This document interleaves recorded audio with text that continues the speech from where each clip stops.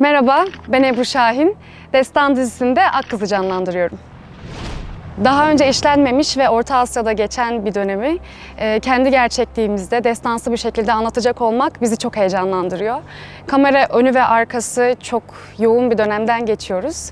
Türklerin geldiği yeri ve o ruhu tekrar önce kendimize sonra insanlara hatırlatacak olmak bizi çok motive ediyor ve çok heyecanlandırıyor dediğim gibi. Aslında ben bir süre dinlenmeyi düşünüyordum ama Destan projesinde Akkız'ı okuduğum anda kadınlarımıza ve tüm izleyicilerimize böyle güçlü ve adaleti için savaşan bir karakter verebilme şansı bulduğum için çok mutlu oldum. Bütün yorgunluğum bu şekilde geçti. Onun gerçekliğine de tüm izleyenlerin inanacağını düşünüyorum. Her gün yaklaşık 6 saatimizi profesyonel eğitmenlerle birlikte çiftlikte geçiriyoruz. Her gün daha da üstüne koyarak sınırlarımı zorlamak bana çok iyi geliyor. Gelişim işimizin ruhuyla bütünleştiğinde de daha motive edici ve daha heyecanlı bir hal alıyor. Sanıyorum hareketi çok sevdiğim için fazla zorlandığımı söyleyemeyeceğim. Zorlanmak benim için şikayet etmekten öte daha iyisini yapabileceğime olan inancımı tetikliyor. Ve izleyenlere ilk defa böyle bir kadın karakteri anlatacağımız için de bu süreçte en zorlandığım şey de kendimle savaşım oluyor en iyisini vermek adına. Akkız küçük yaşta yaşadığı büyük bir acı sonrası intikamını adalet arayışına dönüştüren bir savaşçı. Hırslı, dik başlı, gözü kara ve inandığı şeyler uğruna her şeyi yapabilecek biri ama aynı zamanda göstermeye çok çekindiği bir merhameti de var.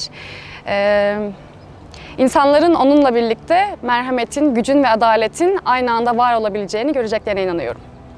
Bu projede neler bekliyor? Öncelikle Türkiye'de ilk defa çekilecek bir dönemi. Destansı bir anlatımla, entrikalarla, aksiyonla, gerçeklikle, duyguyla, aşkla ve ilk defa bir kadın karakter üzerinden seyirciyle birlikte yaşama fırsatı bekliyor. Yani hep beraber gerçekten Türklerin nereden geldiğini, bizim hikaye anlatıcılığımızla birlikte onların nasıl bir ruha sahip olduğunu, o ruhu tekrar görebilecekleri güzel ve keyifli bir iş bekliyor diyebilirim.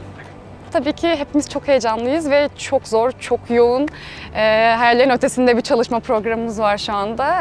Her şeye hakim olmak adına, bütün döneme fiziki olarak ve psikolojik olarak her anlamda hakim olabilmek adına çok çalışıyoruz. Dış görünüş olarak da, ruhani olarak da çok büyük emek sarf ediyoruz. Umarım bu emeklerimiz de karşılığını bulup bizi gerçekten kucaklayacak izleyiciyle buluşacak diye düşünüyorum. Destan dizisi çok yakında ATV ekranlarında sizlerle birlikte buluşmak için çok büyük bir heyecanla bekliyoruz.